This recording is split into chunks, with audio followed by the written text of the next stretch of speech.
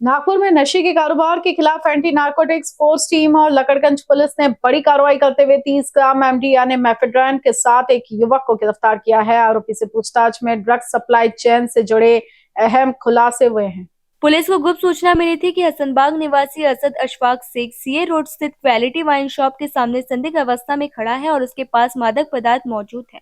सूचना मिलते ही एनएफटी और लकड़गंज पुलिस की टीम ने मौके पर पहुंचकर जाल बिछाया और आरोपी को दबोच लिया। तलाशी के दौरान आरोपी के कब्जे से करीब 30 ग्राम एमडी बरामद की गई।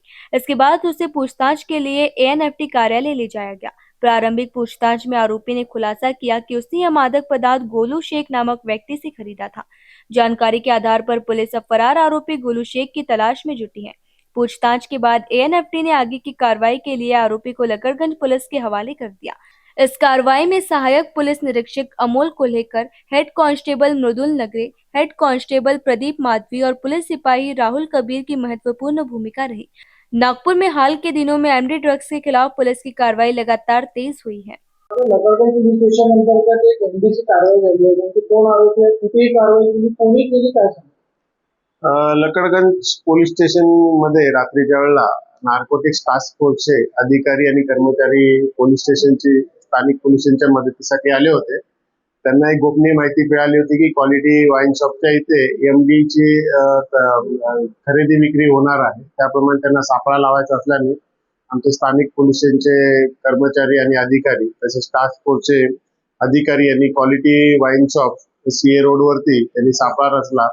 साधारण 6च्या दरम्यान एक असद अशफाक शेख नावाचा व्यक्ती तिथे आला. त्याची पंचांसमोर झडती घेतली असता त्याच्याकडे 30 ग्रॅम वजनाची एमडी पावडर मिळून आलेली आहे. साधारण 3 लाख रुपये किमतीची. त्याला तात्काळ ताब्यात घेऊन त्याच्या विरुद्ध गुन्हा दाखल केलेला आहे. त्याच्याकडे चौकशी केली असता त्याने सदरचा माल गोल्या शेख याच्याकडून आणल्याची माहिती मिळाल्याप्रमाणे त्याला पाहिजे आरोपी म्हणून दर्शवला असून पुढील तपास चालू आहे.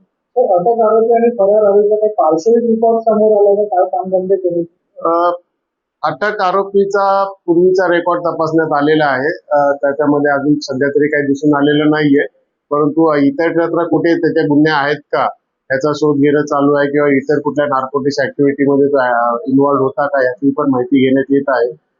पोलीस स्टेशन तसेच नार्कोटिक्स टास्क फोर्स दोन्ही या गोष्टीवरती माहिती घेत आहेत आणि त्याचा तपास करत आहेत.